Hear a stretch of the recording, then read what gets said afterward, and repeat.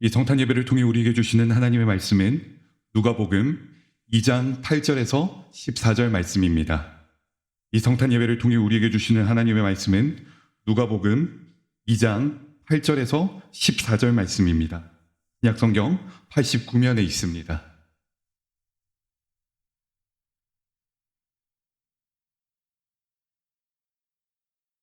누가복음 2장 8절로부터 14절 말씀, 신약성경 89면에 있습니다.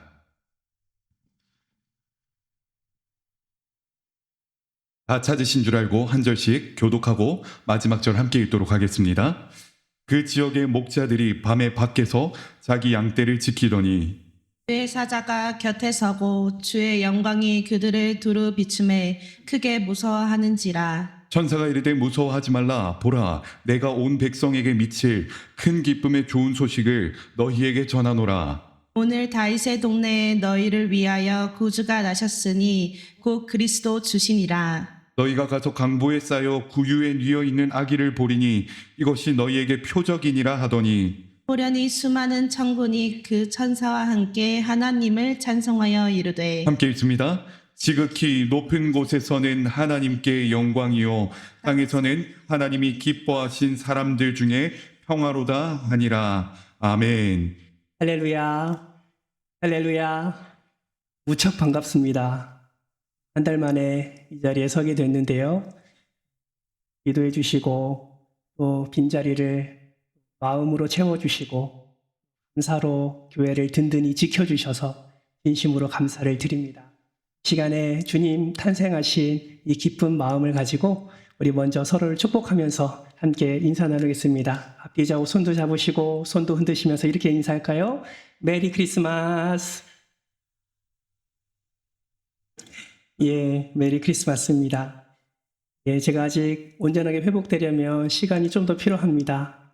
기도해 주시고 같은 마음으로 함께 또 교회를 든든히 세워가는 우리 믿음의 공동체가 되기를 주님의 이름으로 축복합니다.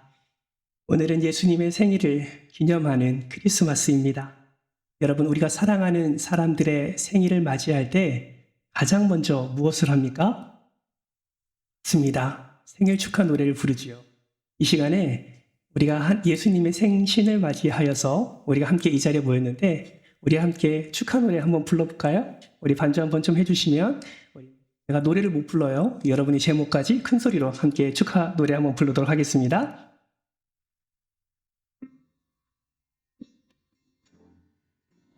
합니다.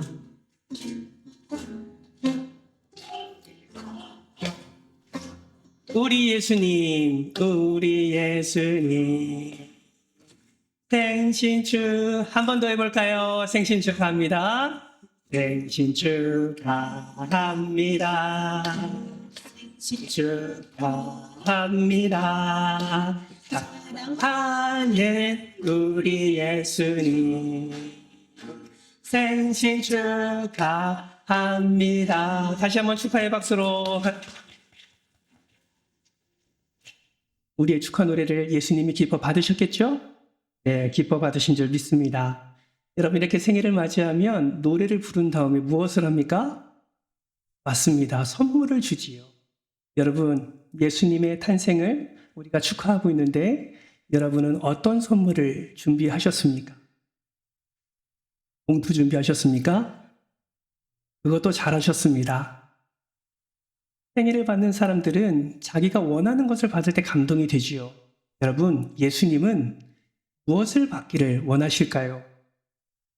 저는 확신합니다. 우리 예수님은 정말 기대하고 정말 소망하는 것이 세상의 그 어떤 화려함이 아니라 세상의 어떤 그 물질이 아니라 바로 저와 여러분의 믿음과 순종의 삶을 기대하고 계신 줄 믿습니다. 왜 그럴까요? 그 어떤 것보다, 그 어떤 무엇보다 저와 여러분을 사랑하시기 때문입니다. 여러분 아멘이십니까?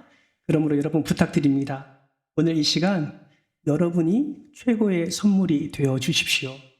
그리고 이 시간뿐만 아니라 여러분이 어딜 가든지 무엇을 하든지 하나님이 기뻐하시는 믿음과 순종의 삶을 나타내는 진정한 선물이 되시기를 주님의 이름으로 축복합니다. 그러면 여러분 어떻게 나 자신을 선물로 내어 드릴 수 있을까요? 먼저 우리는 오늘 이 시간 예수님을 기뻐하는 예배자로 선물을 드릴 수 있습니다. 우리가 먼저 메리 크리스마스 인사했지 않습니까? 이 인사말에 우리가 예배자로 선물을 드릴 수 있다는 이 의미가 담겨져 있습니다. 여러분, 메리 크리스마스, 메리 어떤 의미가 있습니까? 즐겁다, 행복하다 라는 뜻을 가지고 있죠. 크리스마스는 크리스와 마스의 단어가 합해진 단어입니다. 크리스는 그리스도를 의미하고 마스는 예배, 경배, 축제를 의미합니다. 그래서 메리 크리스마스는 어떤 의미가 있습니까? 바로 예수 그리스도가 태어나신 것을 기뻐하고 경배하며 축제의 예배를 드리는 날이 바로 성탄절이다라는 것입니다. 그러므로 여러분, 하나님이 가장 기뻐하시는 선물이 무엇입니까? 나 자신이 정말 귀한 선물로 하나님께 올려드려야 되는데 어떻게 하나님께 귀한 선물로 올려드릴 수 있습니까? 이 깊은 성탄절을 맞이하여서 세상에 누릴 수 있는 어떤 만족을 찾아 헤매는 것이 아니라 가족들과 함께 맛있는 음식을 먹으며 즐거워하는 것이 아니라 우리의 구세주이신 예수 그리스도의 탄생의 의미를 생각하고 그분의 탄생을 즐거워하며 또 축제의 예배를 드리는 것이 가장 하나님이 기뻐 받으시는 선물임을 기억하시기를 주님의 이름으로 축복합니다. 그러므로 한번 옆 사람에게 이렇게 건면해 볼까요? 성탄절은 예배하는 날입니다. 한 번 더 건면합시다. 예배로 성도님을 선물로 드리시길 바랍니다. 아멘이십니까? 우리가 전심으로 예배할 때에 우리 주님께서는 귀한 선물을 기뻐 받으실 줄 믿습니다. 그런데 성경을 자세히 보면 이 성탄이라는 의미 속에 반드시 우리가 기억해야 될 의미가 담겨져 있음을 우리가 볼 수 있습니다. 그것이 무엇이냐면 성탄 자체가 곧 우리에게 허락해 주신 선물이다라는 사실입니다. 우리는 성탄을 생각할 때에 예수님의 탄생을 축하하고 또 예수님이 기뻐하시는 선물을 드리는 것을 당연하게 생각하지만 성경은 성탄 자체가 하나님이 우리에게 허락하시는 선물이다라고 말씀하고 있습니다. 어떤 말씀에서 이 의미를 발견할 수 있을까요? 여러분 이사야 9장 6절 말씀을 한번 보시겠습니까? 같이 한번 읽어볼까요? 시작.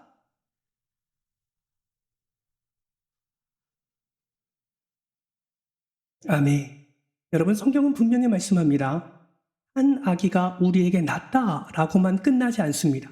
성경은 더 나아가 한 아들을 우리에게 주셨다라고 말씀을 하고 있습니다. 여러분 왜 한 아들을 선물로 주셨습니까?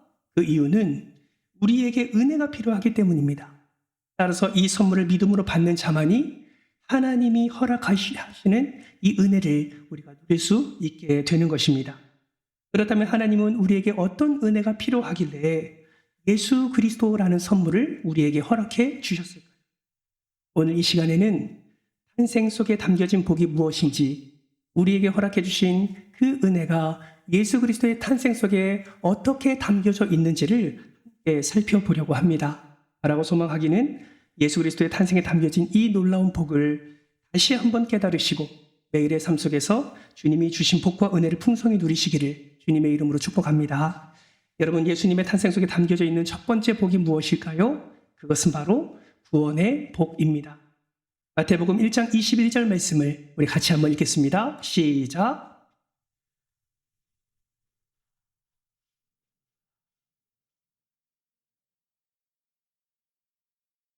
아멘. 여러분 예수님이 왜 낮고 낮은 이 땅에 오셨습니까? 자기 백성을 죄에서 구원하기 위해서 땅에 오셨습니다. 아담과 하와가 죄를 지음으로 하나님과의 단절을 경험하게 되고 죄악의 포로가 되었습니다. 그 죄로 말미암아 죽음이 찾아오게 되었고 죽은 후에는 심판을 받아 영원한 지옥 형벌을 받아야만 했습니다. 이것은 아담과 하와에게만 적용된 것이 아니라 오늘 이 자리에 모인 우리 모두에게도 동일하게 적용된 그러한 하나님의 심판이었습니다. 그래서 로마서 3장 23절은 무엇을 말씀하고 있습니까? 모든 사람이 죄를 범함으로 하나님의 영광에 이르지 못하더니라고 말씀을 하고 있습니다. 여러분, 저와 여러분은 하나님의 영광에 이를 수 없는 존재였습니다. 죄로 말미암아 하나님을 온전히 바라볼 수 없고 하나님 앞에 나아갈 수 없으며 하나님 품에 안길 수 없는 그런 죄인의 모습이었던 것을 우리는 기억해야 합니다. 누군가가 그 죄값을 청산해 주어야만 인간은 하나님께 나아갈 수 있었던 것이지요. 그래서 하나님은 그 은혜를 우리에게 허락해 주시기 위해 우리의 죄값을 청산해 주기 위해 예수 그리스도를 우리에게 선물로 보내주셨습니다. 여러분 기억하십시오. 예수님은 하나님이 보내신 구원의 주이십니다. 그는 하늘 보좌 권세를 다 버리고 이 땅에 오셔서 모든 죄를 짊어지시고 십자가에 달려 죽으심으로 말미암아 우리의 죄값을 치루어 주셨습니다. 그러므로 여러분 누가 구원의 복을 받을 수 있습니까? 우리의 죄값을 대신 치르신 이 예수 그리스도, 우리의 생애 가장 최고의 선물인 이 예수 그리스도를 믿을 때에 우리는 구원의 복을 누릴 수 있는 것입니다. 그러므로 우리는 확신합니다. 이 땅에 오신 예수 그리스도를 믿는 저와 여러분 모두는 예수 그리스도로 말미암아 구원의 복을 이미 받아 누리고 있는 줄 믿습니다. 특히나 이 자리에 함께 있지만 아직 예수님을 그리스도로 영접하지 못하신 분이 계십니까? 그런 분이 계시다면 꼭 기억하십시오. 우리에게 최고의 선물로 오신 예수님을 믿을 때에 모든 죄에서 구원을 받을 수 있습니다. 모든 멸망에서 구원을 받을 수 있습니다.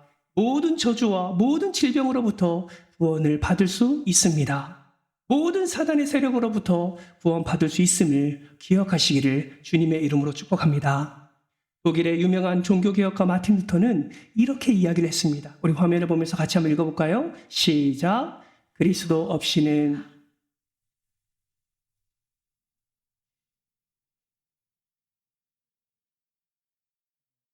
죄를 지은 인간은 하나님 앞에 나아갈 수 없고 나아갈 자격도 없습니다. 우리는 본질상 진노의 자녀가 되었고 심판받을 수 없는 그런 죄인이 되었습니다. 그러나 예수 그리스도로 말미암아 그 구원의 문이 열렸고 그 예수 그리스도와 함께 그 구원의 길로 나아갈 때 우리는 하나님이 예배하신 놀라운 은혜를 누리게 되는 것입니다. 오늘 이 자리에 계신 모든 분들 예수로 인하여 받은 그 구원의 기쁨을 날마다 감사하며 살아가는 여러분 되시기를 주님의 이름으로 축복합니다. 예수 그리스도의 탄생에 담겨진 두 번째 복은 무엇일까요? 바로 임마누엘의 복입니다. 여러분 임마누엘의 뜻 잘 알고 계시죠? 마태복음 1장 23절 말씀에 말씀합니다.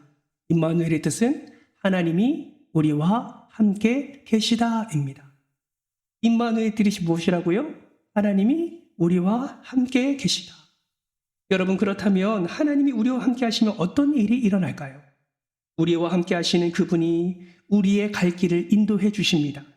우리 안에 있는 두려움과 공포가 떠나가게 하십니다. 기쁨과 평안을 허락해 주십니다. 우리를 강하게 만들어 주십니다. 아무도 아멘을 안 하시네요. 하나님이 우리와 함께 하시면 우리에게 형통의 은혜를 허락해 주십니다. 아멘이십니까? 우리의 영혼을 소생케 해 주십니다. 우리에게 마음의 평강을 주십니다. 누가 함께 하면요? 주님이 우리와 함께 하며. 그래서 우리는 이 예수 그리스도와 함께하는 임마누엘의 복을 누릴 수 있는 것입니다. 어떻게 해요? 그분이 우리에게 오심으로 그 귀한 선물이 우리에게 오심으로 말미암아 우리는 임마누엘의 복을 누릴 수 있는 것입니다. 그렇다면 여러분 오늘날 많은 사람들이 심지어 신앙생활하는 그리스도인들이 왜 힘들어하고 왜 고달픈 인생을 살아가고 있을까요? 그 이유는 하나님 없이 예수님 없이 하나님을 멀리 떨어져 살고 있기 때문에 그렇습니다. 살아가고는 있는데 내 안에 살아계시는 성령 하나님이 함께 하심을 기억하지 못하고 말씀의 지혜가 아니라 나의 인생의 지혜와 힘으로 살아가고 있기 때문에 그렇습니다. 그래서 독일의 사상가 토마스 아켄피스는 이렇게 말했습니다. 화면을 보면서 같이 한번 읽어볼까요? 함께 읽겠습니다. 시작. 예수가 함께하면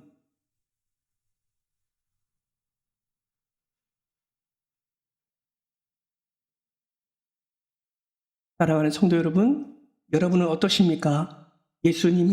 여러분은 예수님과 함께 살고 계십니까? 진정한 임마누엘의 복을 누리고 계십니까? 옛날 어떤 나라에 사냥을 아주 좋아하는 왕자가 살고 있었습니다. 그런데 하루는 사냥을 하다가 그만 낭떠러지에 떨어져 죽을 지경이 되었습니다. 그때 마침 그곳을 지나는 한 나무꾼이 그 왕자를 구해서 정성스럽게 치료한 후에 왕궁에 데려다 주었습니다. 그 임금이 어찌나 고마운지 나무꾼을 불러서 이렇게 말합니다. 내 아들을 살려주었는데 너에게 큰 상을 주고 싶구나. 내 소원이 무엇이냐? 무엇이든 간에 내 소원을 다 들어주마. 여러분이 나무꾼이라면 무엇을 구하시겠습니까? 이 나무꾼은 그 임금의 칭찬과 그리고 소원을 말하는 그 말에 이렇게 대답합니다. 임금님, 제가 할 도리를 했는데 무슨 소원이 있겠습니까?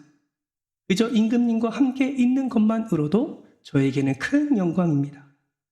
이 소원을 말하라 하시면 저희 집에 오셔서 하룻밤만 묵어 가시면 큰 영광이겠습니다. 이 말에 임금님은 흔쾌히 허락을 합니다. 그 다음날부터 임금님의 행차를 준비하기 위해 어떤 일이 일어났을까요? 많은 사람들이 나무꾼의 집에 파송되어서 임금의 행차를 준비하기 시작합니다. 좁은 길을 넓히기 시작합니다. 좋은 식사를 준비합니다. 나무꾼의 부서진 집도 새 집으로 수리합니다. 이 나무꾼은 어떤 소원도 이야기하지 않고 다만 임금님과 하룻밤만 지내기를 소원했을 뿐인데 그의 모든 상황이 달라졌습니다. 그가 사는 마을의 진입로도 달라졌고 환경도 달라졌고 집은 완전히 새 집이 되었습니다. 사랑하는 성도 여러분, 임금님이 행차하셔서 하룻밤만 잔다고 해도 이렇게 달라지는데 하나님께서 우리 마음속에 들어와 계시고 하나님께서 우리와 함께 하시면 우리가 얼마나 하나님의 사랑을 받고 우리 생활에 얼마나 큰 변화가 일어나겠습니까? 사랑하는 성도 여러분, 이러한 큰 변화, 큰 기적, 큰 은혜, 큰 평안 여러분의 삶 가운데 예수 그리스도와 함께 하심으로 날마다 풍성한 은혜를 누리시기를 주님의 이름으로 축복합니다. 내 안에 예수 그리스도가 함께하지 않으시면 원수된 자는 끝까지 우리를 괴롭히게 될 것입니다. 하나님이 나와 함께하시면 원수도 나를 도와주는 사람이 될 것입니다. 나를 도우려고 하는 그 사람이 그 성령 하나님의 인도하심에 따라 우리에게 때로는 도와주기도 하고 내 안에 예수가 없이 살아가는 동안에 그 나를 도와줬던 자들이 원수가 되는 삶을 우리는 살아가고 있습니다. 그러므로 여러분 이 말을 좀 기억해 보시겠습니까? 한번 따라해 보겠습니다. 하나님이 함께 하시면 원수도 돕는 자가 되고 하나님이 멀리 하시면 친구도 원수로 변합니다. 하나님이 함께 하실 때 우리는 은혜를 누리게 되는 줄 믿습니다. 예수님의 탄생에 담겨진 복 세 번째는 무엇입니까? 기쁨의 복입니다. 여러분 오늘 본문 10절 말씀 우리 화면을 보면서 같이 한번 읽어볼까요? 함께 읽습니다. 시작. 전사가 이르되 무서워하지 말라.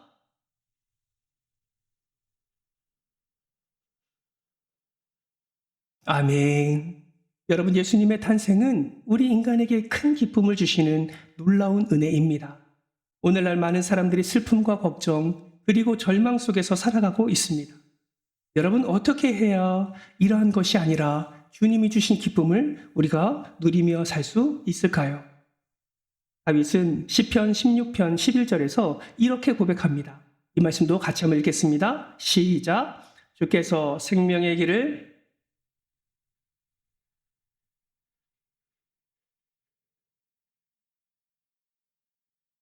아멘. 여러분 기억하세요. 주님 앞에는 충만한 기쁨이 있습니다. 주님 자체가 충만한 기쁨이십니다. 그러므로 주님과 함께할 때 우리는 세상의 걱정과 염려가 아니라 기쁨을 누리게 되는 것입니다. 그래서 여러분 기독교를 어떤 종교라고 말하는 줄 아십니까?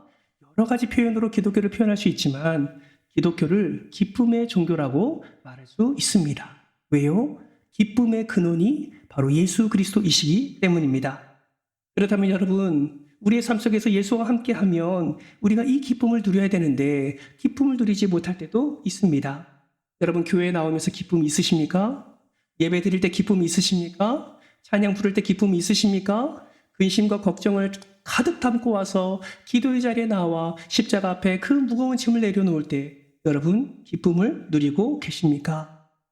만약에 예배 드리다가 만약에 찬양 부르다가 만약에 주님 앞에 겸손히 엎드릴 때에 이 기쁨을 누리지 못하고 있다면 그분은 뭔가 잘못 믿고 있는 것입니다. 여러분 하나님 앞에 기도하고 예배하면서도 마음의 기쁨이 없다면 어쩌면 영적으로 병든 것일 수 있습니다. 여러분 영국의 시인 윌리엄 셰익스피어는 이렇게 말했습니다. 마음이 즐거우면 하루 종일 걸을 수 있는데 마음이 슬프면 1마일도 못 가서 피곤해진다. 여러분 이 말에 동의하십니까? 여러분 왜 인생이 피곤하고 지칩니까? 왜 인생 가운데 기쁨이 없습니까? 기쁨이 사라졌기 때문에 그렇습니다. 학교 가는 것이 왜 싫습니까? 우리 주일학교 학생들 학교 가는 거 좋으십니까? 대답해 보세요. 주일학교 학생들 학교 가는 거 좋아요? 아니요라고 나왔어요. 왜 아니요라고 대답할까요? 왜 기쁨이 없기 때문이죠. 우리 직장인들에게 묻습니다. 직장에 가면 기쁘십니까? 네, 기쁨은 참 좋겠는데 그러지 못할 때도 참 많습니다. 왜 직장에 기쁨이 없습니까? 왜 직장에 가기가 싫을까요? 무엇에? 기쁨을 누리지 못하기 때문에 그렇습니다. 여러분 교회 오기 싫어하는 이유가 무엇입니까? 예배와 관계 속에서 기쁨을 누리지 못하기 때문에. 그렇다면 여러분 어디에서나 기쁨을 누리지 못하고 있다면 그냥 그대로 살아가야 될까요? 여러분 그렇지 않습니다. 그 기쁨을 잃어버린 채로 살아가는 것이 아니라 왜 잃어버렸는지 그 기쁨이 잃어버린 원인을 우리는 찾아야 하는 것이죠. 그렇다면 기쁨을 잃어버린 원인이 무엇일까요? 여러분 요한복음 15장 11절은 이렇게 말씀합니다. 예수님이 이렇게 말씀하세요. 내가 너희에게 이름은 내 기쁨이 너희 안에 있어 너희 기쁨을 충만하게 하려 함이라. 이 말씀은 무엇을 의미합니까? 내 기쁨이 너희 안에 있을 때 너희가 충만한 기쁨을 누릴 수 있다라는 것이죠. 다시 말하면 학교에서 왜 기쁨이 없습니까? 직장에서 왜 기쁨이 없습니까? 교회에서 왜 기쁨이 없습니까? 기쁨의 근원이신 예수 안에 우리가 거하지 않고 있기 때문이다 라고 성경은 말씀하고 있는 것입니다. 여러분 기억하십시오. 예수님은 기쁨으로 여러분에게 오셨습니다.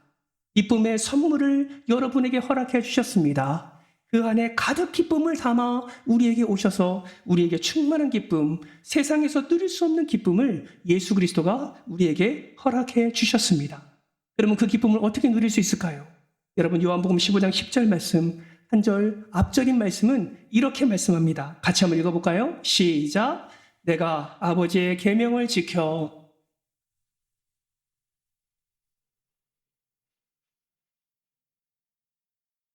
아멘. 여러분 예수님은 분명히 말씀합니다. 나는 아버지의 계명을 지켜서 그의 사랑 안에 거했어.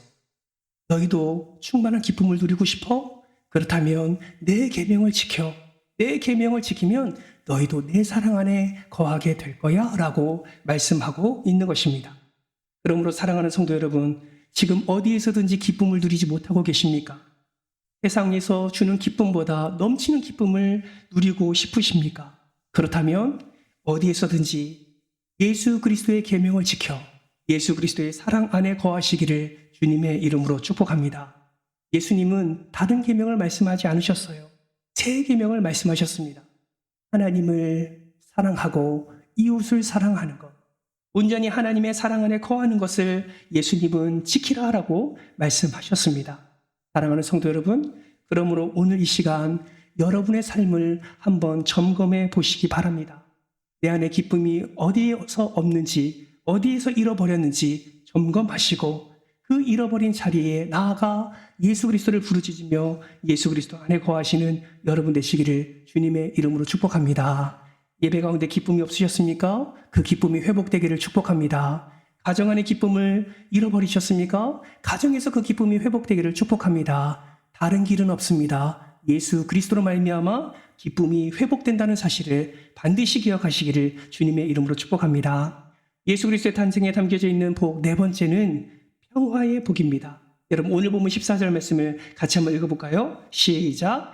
지극히 높은 곳에서는 하나님께 영광이요 땅에서는 하나님이 기뻐하시는 사람들 중에 평화로다 하니라. 여러분 이 말씀은 예수 그리스도의 탄생 스토리의 절정을 이루는 말씀입니다. 예수님의 탄생이 하나님께는 최고의 영광이 되었고 그리고 땅에서는 하나님이 기뻐하시는 사람들 중에 평화다라고 선포하고 있는 것입니다. 왜 이 말씀, 14절 말씀이 예수님의 탄생의 절정 부분일까요?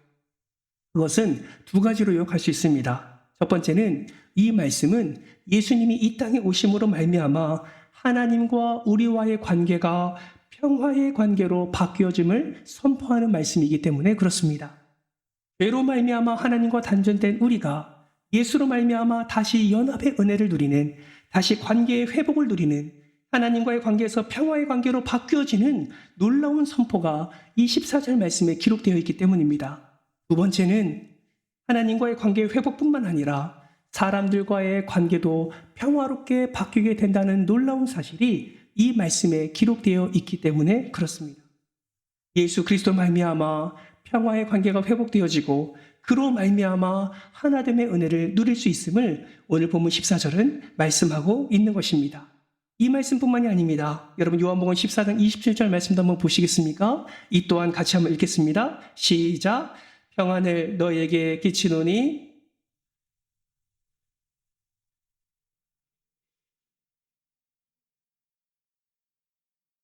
아멘. 이 말씀은 무엇을 의미합니까? 예수님이 평강의 왕으로, 평안의 왕으로 우리에게 임하셨다라는 사실을 분명하게 선포하고 있습니다. 여러분 기억하십시오. 예수님은 구원의 주이시며 임마누엘이시며 기쁨의 주이시며 예수님은 평강의 왕이라는 사실을 반드시 기억하시기를 주님의 이름으로 축복합니다. 그러므로 누구든지 예수 그리스도를 믿는 사람은 마음의 평안을 얻을 수가 있습니다. 지금 여러 가지 상황과 질병 가운데 어려운 마음을 품고 계신 분이 계십니까? 여러 가지 풀리지 않는 문제와 아무리 풀으려 해도 계속 더 단단히 묶여져만 가는 인생 가운데 여러분 마음 아파하는 이들이 있으십니까? 여러분의 힘으로 하려고 하지 마십시오. 여러분의 힘은 한계가 있습니다. 오직 모든 것을 평안으로 인도하시는 예수 그리스도께 모든 문제를 맡기시기를 주님의 이름으로 축복합니다. 여러분의 믿음을 드러내십시오. 예수님께 맡겨냄으로 드러내십시오. 그럴 때 걱정과 근심이 아니라 오히려 그 일을 통해서 역사하시는 하나님의 놀라운 기적을 여러분은 맛보게 될 것입니다. 여러분이 온전히 예수 그리스도를 바라보고 그 온전한 믿음으로 예수 그리스도를 붙잡을 때에 이러한 놀라운 평안의 복이 여러분의 삶 가운데 임하게 될 줄 믿습니다. 바라고 소망하기는 여러분의 가정과 직장과 사업장 모두가 예수 그리스도의 평안으로 가득 차기를 주님의 이름으로 축복합니다. 마지막 그리스도의 탄생에 담겨져 있는 복, 다섯 번째는 무엇일까요? 부요의 복입니다. 사도 바울은 고린도후서 8장 9절 말씀에서 예수님을 부요하신 이라고 표현하고 있습니다. 그리고 그 부요하신 이가 이 땅에 내려오셔서 가난하게 되심으로 말미암아 우리가 부요하게 되었다라고 말씀하고 있습니다. 예수님이 이 땅에 오신 이유가 무엇이라고요? 우리로 하여금 부요함의 은혜를 누리게 하시기 위해서 예수님이 오셨다라고 말씀하고 있습니다. 여러분 그거 아세요? 육신의 부모는 자기 자녀가 잘 되기를 원합니다. 여러분도 여러분의 자녀가 잘 되기를 원하십니까? 별로 안 원하시는 것 같은데 여러분의 가정이 여러분의 자녀가 잘 되기를 원하십니까? 예, 잘 되기를 원하죠. 그래서 우리 기도하잖아요. 자녀를 위해서 기도하잖아요. 우리 주일학교 학생들은 잘 모를 거예요. 자기를 위해서 얼마나 부모들이 기도하는지 모를 거예요. 사랑하니까 내 자녀가 잘 되기를 바라니까 우리 자녀들을 위해서 우리는 기도합니다. 나이가 40이 됐건 50이 됐건 60이 됐건 내 아들과 내 딸이면 그가 끝까지 잘 되기를 위해서 기도하는 것이 부모의 마음입니다. 여러분 그거 아세요? 우리 하늘 아버지도 여러분이 잘 되기를 원하십니다. 이 땅에 살아가면서 여러분이 평안을 누리기를 원하고 여러분이 기쁨을 누리기를 원하고 더 나아가 여러분이 부요한 삶을 살기를 우리 하늘 아버지도 원한다는 사실을 기억하시길 바랍니다. 그래서 여러분 성경 곳곳에 보면 그러한 부요한 복을 내가 허락해 주겠다라고 약속하는 말씀이 얼마나 많은지 몰라요. 여러분 시편 112편 1절 말씀을 한번 보시겠습니까? 같이 한번 읽겠습니다. 시작. 할렐루야. 여호와를 경외하며 그의 계명을 크게 즐거워하는 자는 복이 있도다. 아멘. 야고보서 2장 5절 말씀도 보세요. 이 또한 같이 읽습니다. 시작. 내 사랑하는 형제들아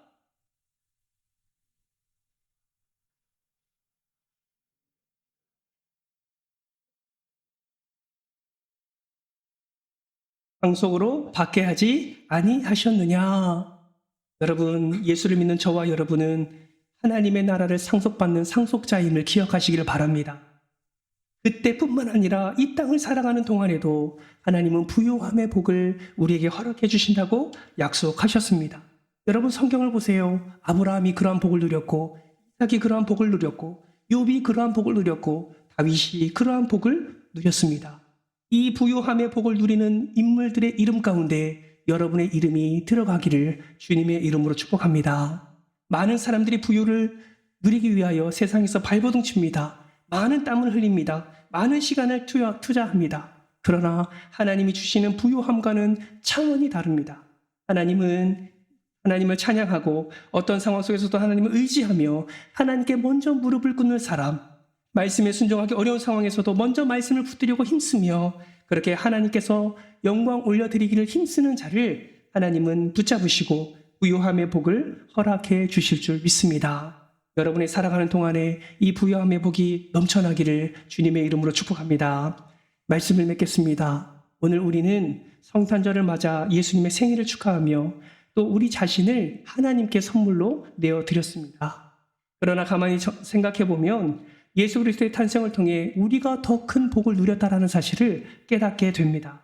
여러분, 예수 그리스도의 탄생 속에 담겨진 이 복, 이 은혜 어떻게 받으셨습니까? 무엇을 받으셨습니까? 우리는 구원의 복을 받았습니다. 우리는 임마누엘의 복을 받았습니다. 기쁨의 복을 받았습니다. 평화의 복을 받았습니다. 부요케 하는 복을 받게 되었습니다. 2025년 마지막을 달려가고 있는 이때에 이 5가지의 복이, 아니 이 5가지 그 이상의 복이 여러분의 삶 속에 넘쳐나기를 주님의 이름으로 축복합니다. 어떻게 이 복을 누릴 수 있다고요? 메리 크리스마스. 주를 예배할 때에, 주를 기뻐할 때에, 주를 경배할 때에, 그 계명을 지킬 때에, 말씀을 지킬 때에 이 놀라운 5가지의 복을 누릴 수 있다는 사실을 기억하며 여러분 남은 2025년도 더 나아가 2026년도에는 정말 하나님이 기뻐하시는 가장 최고의 선물이 되어 하나님께 영광 올려드리는 여러분 되시길, 그래서 복을 누리는 여러분 되시길 주님의 이름으로 축원합니다.